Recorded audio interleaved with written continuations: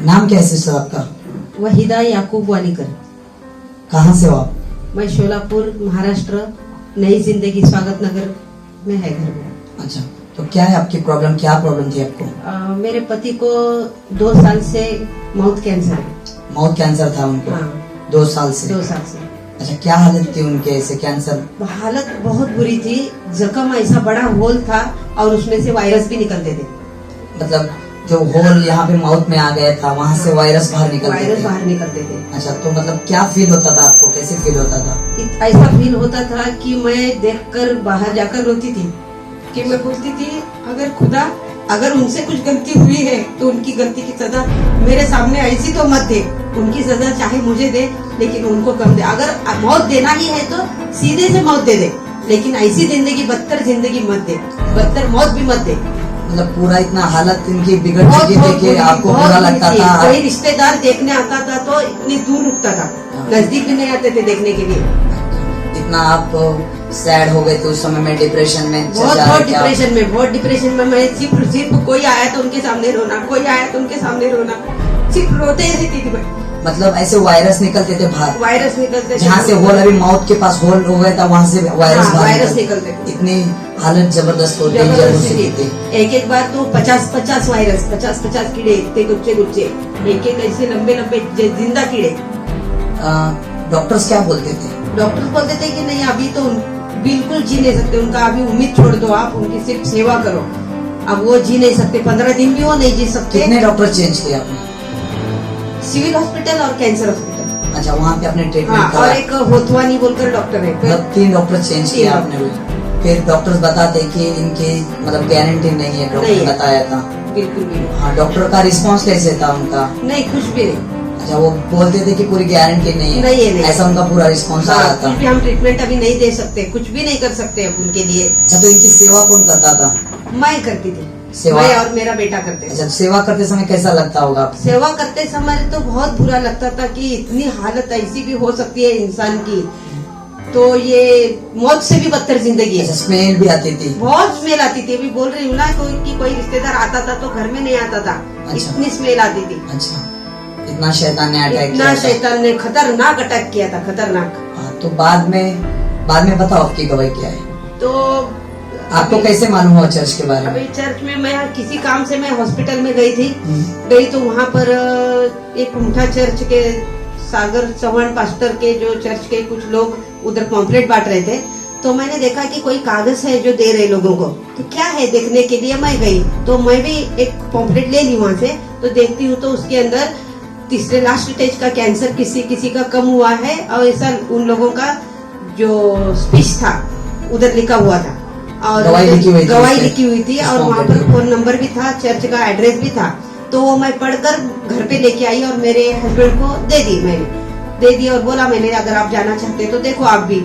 तो फिर मेरे हस्बैंड ने तुरंत फोन लगा दिया, तो जैसे भी फोन लगा दिया, अभी चर्च के लोगों ने हेल्प की और उनको हथुरे बस्ती तक लेने को भी आए। जैसे उन्होंने पॉम्पलेट्स पढ़ा, गवाही देखी, विश्वास हुआ, उन्होंने यीशु प्रभु को ग्रहण किया और चर्च में आए। पॉम्पलेट पढ़ा ना, मेरा आधा विश्वास ही नहीं गया, ये हुआ, विश्वास बढ़ गया, बहुत बढ़ गया, परमेश्वर में विश्वास बढ़ गया, और आप डायरेक्ट चर्च के लिए? आप ताबड़तोड़ फोन लगाया। अच्छा,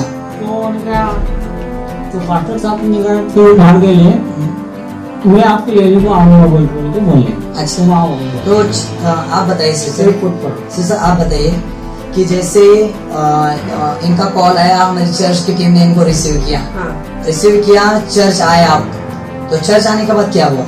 चर्च से पहली बार जब चर्च से होकर आए तो इनका विश्वास इतना बढ़ गया था कि रोज खाना खाने के लिए नहीं बोलते थे, कुछ दूध देती हूँ नहीं बोलते थे, ये खाओ नहीं, कुछ फल नहीं, कुछ नहीं खाते थे, लेकिन उस दिन तो खाए और बोले कि मैं अभी पूरी तरह से ठीक हो जाऊंगा। जिस दिन चर्च को आए थोड़ा ठीक लगने लगा? हाँ, थोड़ा ठीक होने लगा, बॉडी में भी इम्प्रूवमेंट होने लगी। वो पहले एक जगह पर बैठ कर रहते थे, बेड पर, तो जिस दिन चर्च होकर आए उसी दिन थोड़ा घूम कर आए बाहर, फिर उस दिन से ना थोड़ा घूमने शुरू हुए, तो बोले कि मैं पूरी तरह से ठीक हो जाऊंगा। और बाद में कुछ दिनों बाद चर्च के पास्टर ने उनको ले हैंड किया? हाँ, कुछ दिन के बाद में संडे को फिर चर्च में आते हैं, तो संडे को नहीं, घर पे नहीं, घर से बुलाए, तो मेरे सर पर हाथ रख के लेके प्रेयर किए। पास्टर ने ले हैंड किया। हाँ, और जैसे ले हैंड किया फिर कितने दिन बाद ये कैंसर ठीक हुआ? सिर्फ 1 महीने में कम हुआ। वाह, आमीन आमीन। परमेश्वर ने एक ही महीने में पूरा एक कैंसर ही गायब महीने किया। में, जिसका हम सालों से इंतजार कर रहे थे कि वो कब खत्म होने वाला है कि नहीं ये है। कैंसर 2 साल से था। 2 साल से था और वो बस निकल ही रहा था। कहाँ से आता था पता नहीं, लेकिन निकल ही रहा था। वो जो होल था वो बंद होने का नाम नहीं ले रहा था। जैसा इधर चर्च में आए तो विश्वास भी बढ़ गया और वो होल भी कम होने लगा। आमीन। और मतलब आपको पॉम्पलेट्स मिला और इतना है कि पास्टर के दुआ में बहुत ताकत है। वो दिल से करते हैं तो पूरी ध्यान ध्यान लगा कर करते हैं तो परमेश्वर उनका बहुत जल्दी सुन लेता है। अभी किसी के दुआ में इतनी ताकत होती है कि वो जल्दी से सुन लेता है। एक ग्रेस होती है, परमेश्वर की एक दया है। सिस्टर आप बताइए कि आपको चर्च के बारे में मालूम हुआ, कॉम्प्लेक्स मिला आपको, आपका विश्वास हुआ, अपने पति को दिया, उन्होंने विश्वास किया, उनको 2 साल से कैंसर के बाद वो चर्च में आए। चर्च में आने के बाद फिर पास्टर ने उनको ले हैंड किया। ले हैंड करने के बाद कितने दिन में ठीक हुआ वो बताइए आप। पास्टर ले हैंड करने के बाद सिर्फ 1 महीने में पूरा कम हुआ। अभी डॉक्टर क्या बताते हैं हीलिंग मिलेगा? अभी डॉक्टर बताते हैं कि नहीं ऐसा हो नहीं सकता। ऑपरेशन आपने किया है, कहाँ ऑपरेशन किया है, किस हॉस्पिटल में किया है, ये हो नहीं सकता। बगैर टाका डाल के बगैर ऑपरेशन के इतना कम हो सकता है? ऐसा अगर होता तो लाखों लोग मर जाते हैं। अच्छा, तो वो भी ठीक हो जाते थे। तो मैंने बोला उनको पता नहीं है। डॉक्टर ने बोला कि आपने ऑपरेशन किया, पर आपने कोई ऑपरेशन नहीं किया। ऑपरेशन नहीं, एक टैबलेट भी नहीं दी। आपने यीशु मसीह पे विश्वास किया, चर्च आए, आपका ले हैंड हुआ और आपका कैंसर हील हो गया। कैंसर पूरी तरह से कम हुआ। आमीन आमीन। पर